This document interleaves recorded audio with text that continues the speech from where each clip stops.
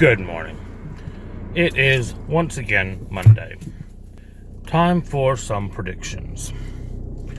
Well, it's the big one. I think this is finally going to be the session where we end the campaign.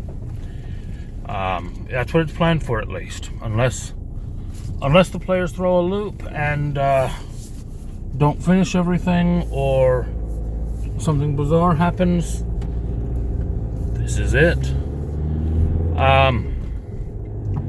Things are shaping up through the 5 years of war. The Giants are pressing through space. Chaos has been unleashed and is pressing through space. Sanshara, bearing the Rod of Law, is pressing through space. There are some other forces still in play, but they've all been marginalized at this point. It's really coming down to the Giants, Sanshara, and Chaos. And the group have remembered the one thing that Sveltenham asked them to do. Get the Rod away from Sanshara. That is the one thing that he doesn't think he can beat with his armies.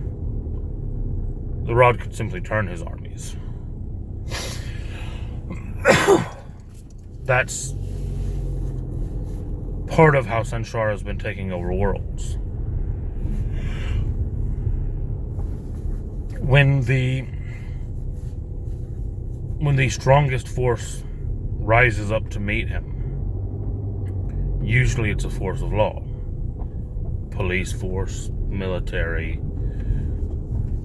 knights, some form of representation of the law of the world. And he's the master of law right now. He is able to control that.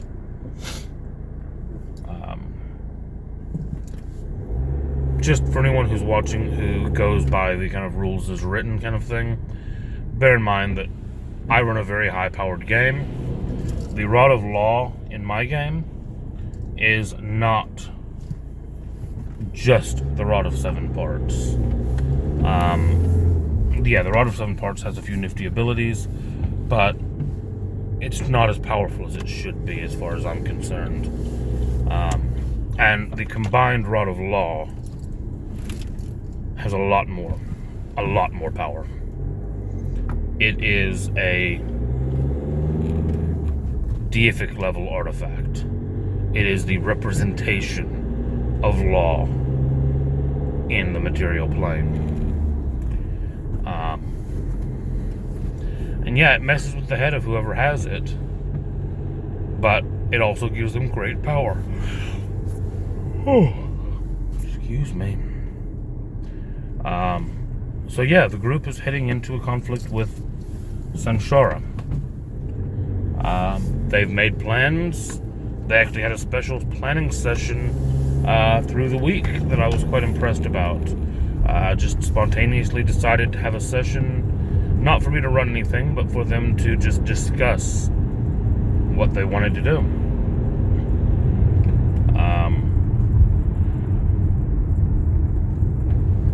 Things are going to be fun. Some of them don't think they're actually there to fight Sanshara. Some people think I'm going to cinematic through the fight. Some people think, people think lots of different things. The truth is, though, that what they need to do is get the Rod away from Sanshara. That's the goal. If they can manage to take the Rod from him, it will greatly reduce his available power. They're going to have a hard time with him. He is not going to be an easy fight. Unless they do something very creative. If they come up with something just amazingly ingenious, then they might bypass the ending altogether, basically.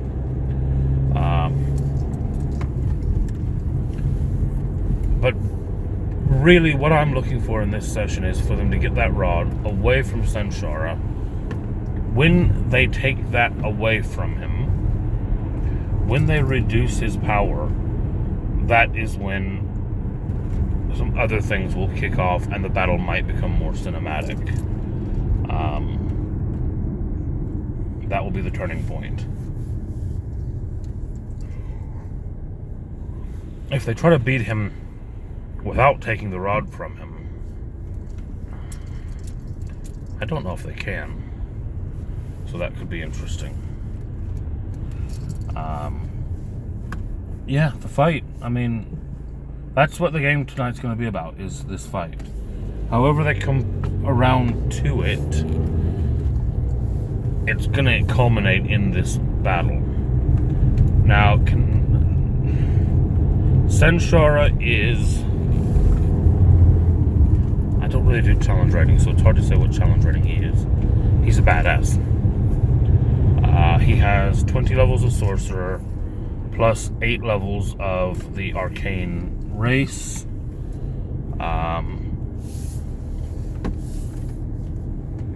He is also a rank 1 deity. I know a lot of people say that's crazy to throw at the players, but bear in mind, at this point, the players actually have a rank 1 deity with them in Sinclair. This is a group of level 20 players, one of which has a divine rank. You know, if they can't go up against anything and everything, then well, they don't deserve to be level 20 players.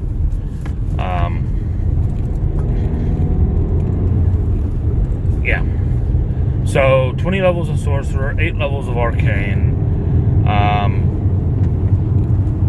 1 level Divine.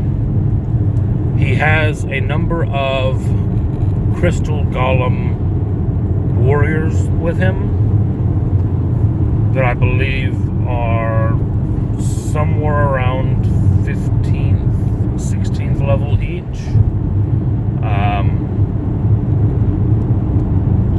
Barbarian types with loads of hit points that just soak up damage, basically. The other issue they're going to have to contend with is contingency.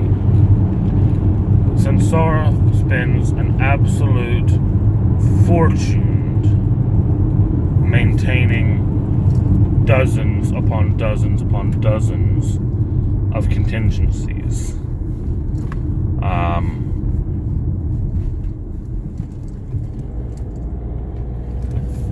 And that's really where the players, I think, are going to struggle. Sanshara does not have that many hit points. He's not like some massive hit point beast. I mean, he's got 26 hit dice, but most of them are D6s. He's not a huge repository of HP. But what he does have is he has contingencies. You know, and they're high-level contingencies as well. That's the thing. You know, if you do this to me, cast Time Stop. And once he's in a time stop, he can recover. He can heal if he needs to. He can move away if he needs to. He can react in some way. If his hit points drops below certain thresholds, he'll vanish so that he can go heal himself.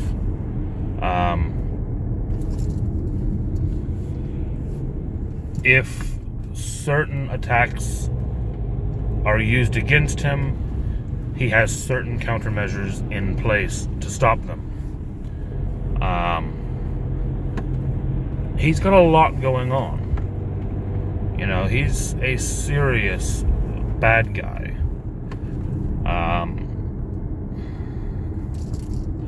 Now they are going to get some help.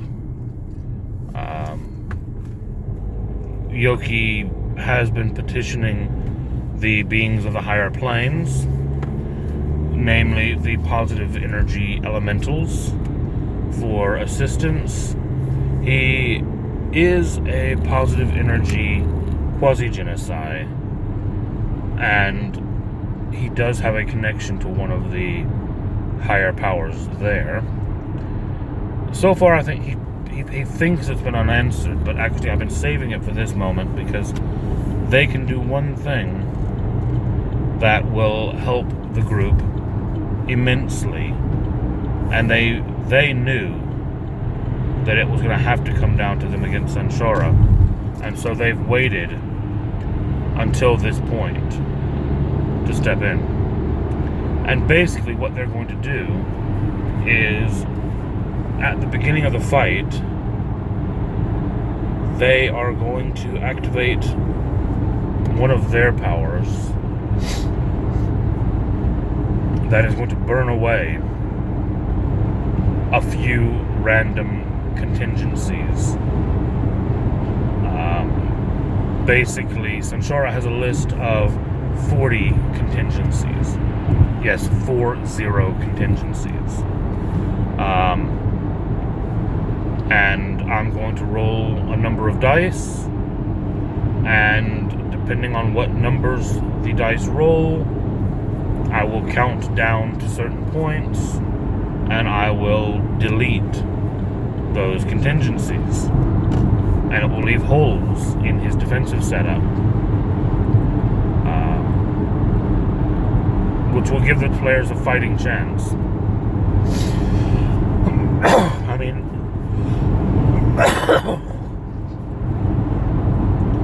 bear in mind, this is a guy that has contingencies that reset contingencies when the contingencies go off. I mean, that's the kind of villain they're fighting here. You know, if you attack me with a melee attack, cast Time Stop. If Time Stop is triggered because I was attacked with a melee attack, cast Contingency Time Stop. So it resets itself, so it's not used up and gone. He's got things like that on him. And he pays a lot of money to do it. A lot of money to do it. But if they get lucky and hit that first contingency gone, the second contingency sits there and does nothing, because the first one never triggered, it's just gone. So depending on how lucky they get, either some of his contingencies will not reset, or possibly some of them will just never happen. So we'll have to see where the dice fall on that one. Anyway, that's what I expect to happen tonight.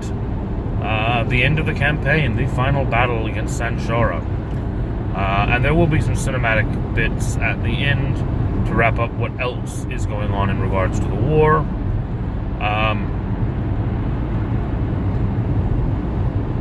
Yeah, I think that's it. Like, subscribe, all that good stuff. Check out my other videos. Check out the previous recaps if you haven't already. All that kind of thing. And I will be back tomorrow with a recap of what has actually happened. Bye.